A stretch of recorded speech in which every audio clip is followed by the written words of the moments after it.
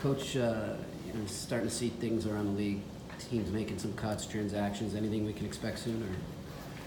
Well, we'll go to Chicago tomorrow. We're still mixing in some veteran guys, young vets, I guess, and some guys that are still on the bubble. We want to evaluate more. So I suspect Sunday or on the plane after we'll have a discussion. And then Providence opens Monday. So I would imagine, I don't want to speak out of turn, that we'll start making some moves then to get down in numbers by Sunday or Monday. We may want to see some guys again on Monday. It's a quick turnaround, so that could stretch out to Tuesday, but that would be it at the latest that I'm sure we'll get to. I want to ask about Matt Grizzlick, what you've seen from him in camp so far, what you're liking. Matt's pretty steady. He's every day he's gonna compete hard to defend. He's gonna make a good first pass. He's gonna separate well. So I'm not too worried about him. It's just he's, obviously got a little banged up late in the year last year, so you want to get him back to full health. We've given him a few maintenance days because he had an issue this summer training that kind of popped up. I don't think it's anything serious, but aggravated him a bit. So we've been mixing in and out. He said in the summer that the thing he was focusing on was working on his shot and more accurate, harder. Anything that you specifically want him to improve on? Or? Well, he's in good positions to score, or he gets himself there.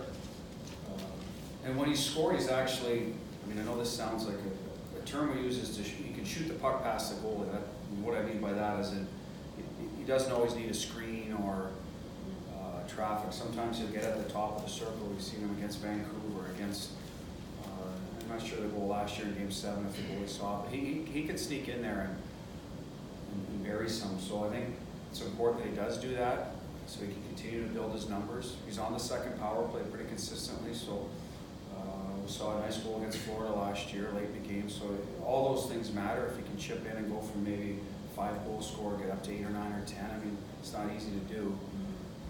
But the situations I think he can get himself in and we put him in would allow him to do that if his shot was a little more accurate on a regular basis. I asked Jay at rookie camp that if he missed Clifton, it was been some fun talking about his development from the 2 rookie camps. What have you seen in terms of how he had a good display in the playoffs? Well, I see a guy, he looks more mature this year. A lot of those guys do at that age from year to year. They go from 22 to 23 or 21, they start to grow into his, become more of a man. So it shows on the ice.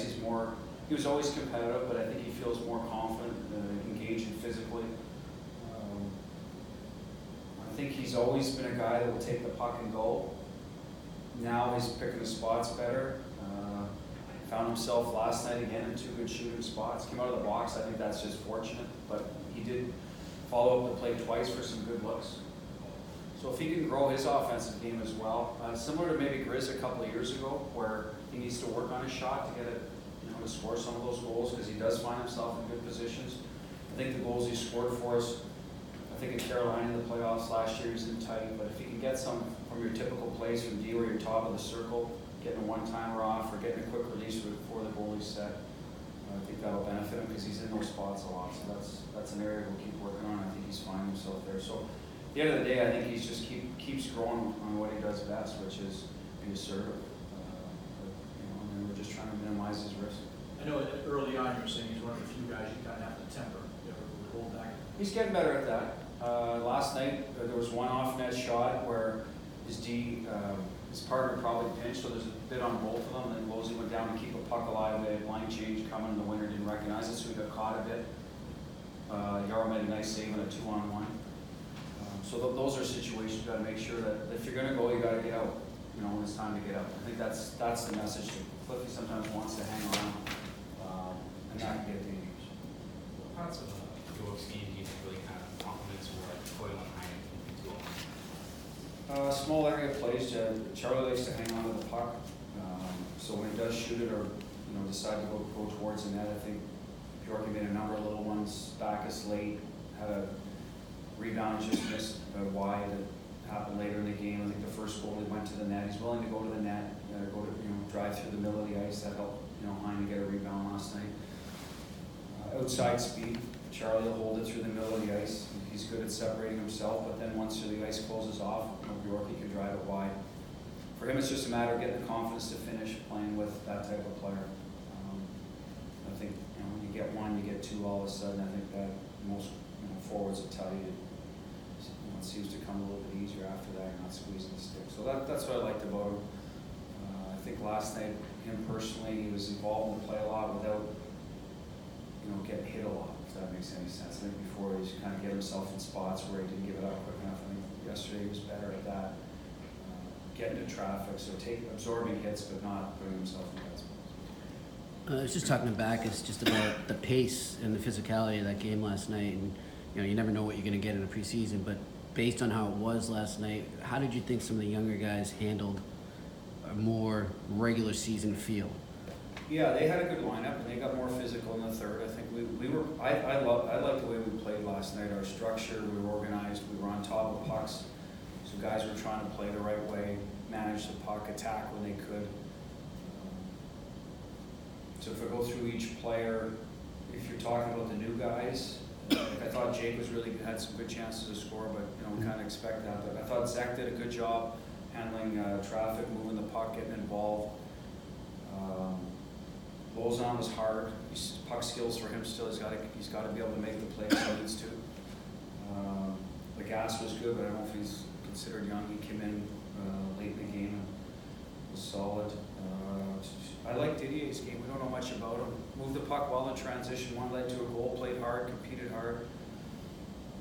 Really young guys. Back was up. Keeping pucks alive. A little more on his toes early on. Something we want to see more of. The first goal was a big reason we got it. Was he kept the puck alive in the corner, and then Bjork came and helped, and Charlie. So that's good. And playing the way we want him to. Who else was? I thought Gauntz was better than the first game. More involved. Lantosi, he's on an American League deal. He's got good speed, makes small area plays. First game on that small ice, so it took him a while, but then he got on top of people. And then Solarek scored more than that. What he does, got inside. Philly should trade for him. He scores every time. When you look at your bubble guys, is there anything you look for that they can do to differentiate themselves? Maybe. Well, they got to do what they do best first, right? Okay. And then if you're having trouble doing that, then you've got to bring something to the table that makes you stick out. Whether that's physicality, whether that's foot speed, and checking really well. That's usually what has to happen. And I said it before, and I've even given the guys the message. This year's a more difficult camp to find a spot in the line. We just have more returning players. It doesn't mean you can't beat a guy out, but it's more difficult than maybe last year when we had we created some competition at certain spots, hoping a young guy could take over. This year, just because of the evolution of the team, the trade for Coyle, it's filled that spot, the growth of Kuhlman. Now, there's competition for that right wing spot with Krejci, but we liked what he did. You bring in a Richie who's been in the league for 4 or 5 years. Makes it tougher for those young guys to crack the lineup. So what you're trying to do is at least identify yourself as a depth player that can be a first call up in certain situations. That's about the best you can do with it. The hand you're dealt. Be good in practice every day. I don't want to notice you not making plays in practice, getting beat one-on-one in those competition drills, not executing tape-to-tape passes. So help yourself to being a good practice player and execute whatever the drill is involved. From the coaching aspect, do you feel you kind of feel that depth of the 13th, 14th, 15th forward, the 7th, 8th? Watching the game last night, they have a good hockey team. So they put Giroux, Couturier. They had a young kid, I think BU or BC, one of them on the wing. It's a first-round pick. So, but out goes Gaunt's line to try to check them out. Jack and Cooley and DeBrusque's played, but. So I think that shows that they didn't look out of place at all. Now, they got burnt on the first goal and maybe overcommitted in D-zone, but it's going to happen. It was a good shot by Niskanen, but at the end of the day, I didn't have any issues with matchups or had to close my eyes and hope, right? That's where I think this organization's done a good job. These kids, the next man up mentality, we've got some good players. Whoever ends up in Providence can come up and help us. And we started seeing that last year, and I think we'll see it again. When you look at our decor, even like if it's back or whoever, these guys have gotten a taste, and I think they'll come up and help us if they're not able to start. Just take one more. Well, it's a two-pronged question, so Matt, we have time. We have time for both. one's an easy one. Just like, what have you seen from David Backus, whether in the game or overall or in camp? Hard working.